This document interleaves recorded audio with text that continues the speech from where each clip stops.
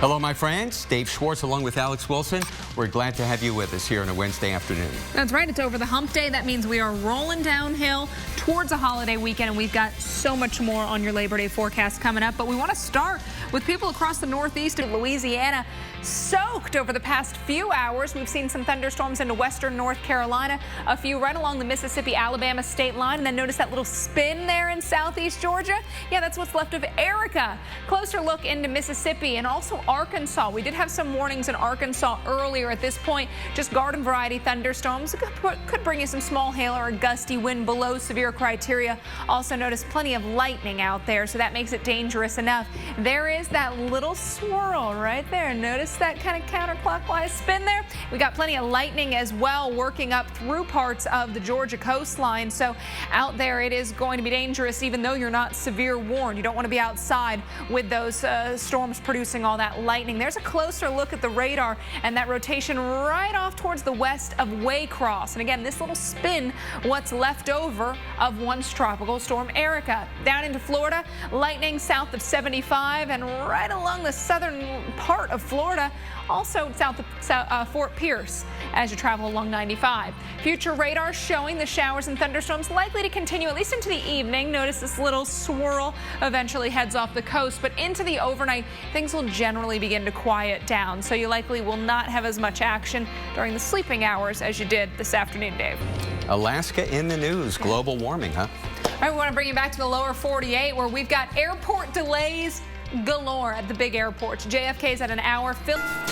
You're watching Weather Center Live, and we have some video to show you from Tucson, hit by big storms yesterday. You know, this is monsoon season. And take a look at this timeline, right? I guess so. Yeah. As a non-meat eater, I can't even watch you guys eat this.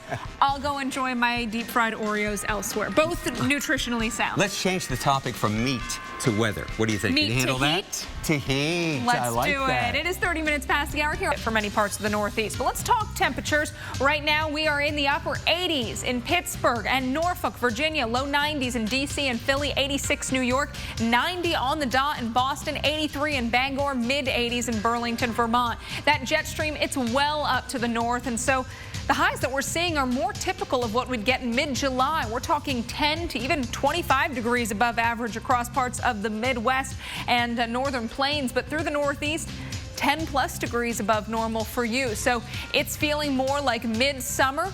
Good news for you if you're still out of school, if you got a beach trip this weekend. 94 tomorrow in D.C., 92 New York. We've got low to mid 80s in Burlington and Rochester and Pittsburgh, as well as Boston. Then Friday, notice the heat still lingering.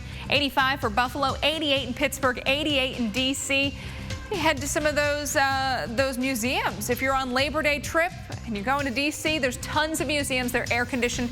In most cases, they're free too. So you can catch some really cool stuff in there. And on Saturday, notice we are staying above average, 13 degrees above average in Burlington at 86, 87 in Buffalo. That's 14 degrees above the mark. Those onshore winds are going to lead to some rip current dangers for parts of the southeast coastline this weekend. We've got high pressure up to the north, low pressure to the south. And between that, notice that pressure gradient tightens.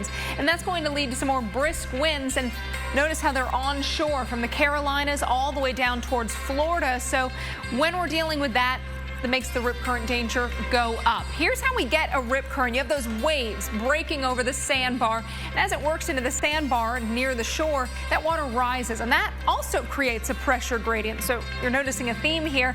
That water becomes a channel as it heads back out to sea, because the water that comes in has to go back out, and so those currents converge. They turn outward, and that's how you get that rip current. Sometimes you can see them. A lot of times, though, it's dangerous because you don't know you're in one until it's already got you. What you do if you find yourself in one of those rip currents, I know you're thinking the most immediate thing you want to do is get back to your beach towel. So you want to head right to beach, but that's the worst thing to do because you're basically swimming directly against that rip current. You're exhausting yourself and you're not going to make much forward progress. You actually want to swim parallel to shore out of that rip current. So off to the side, look at shore and swim parallel to it until you find yourself out of that rip current.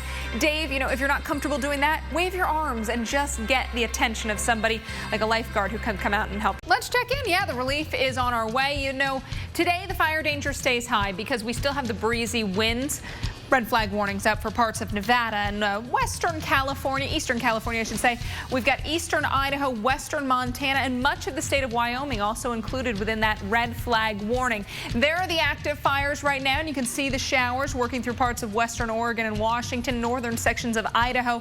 But again, the winds causing a little bit of trouble today. By tomorrow, look at this. Most of the areas where we've got the active fires, they're going to get in on some rain and cooler temperatures as well. We've got 60s and low 70s on tap, and cloudy skies in many spots as well. So that wet and cool weather is thanks to this dip in the jet stream. And we've also got some of that Pacific moisture, that tropical moisture being pulled into the region. And so showers and storms, they're going to linger into the weekend. Notice Billings, Montana, 76 with thunderstorms. Showers linger across the state of Montana even through our Sunday. So a lot of areas that need the rain, they're going to get it. For your holiday weekend, though, or at least your holiday Monday, I should say, many spots will dry out. So if you did want to do something outside, good day for that on Monday. Up to an inch of rainfall possible throughout much of this region. 1 to 2 inches, Dave, though, into northwestern Montana. Bring it on.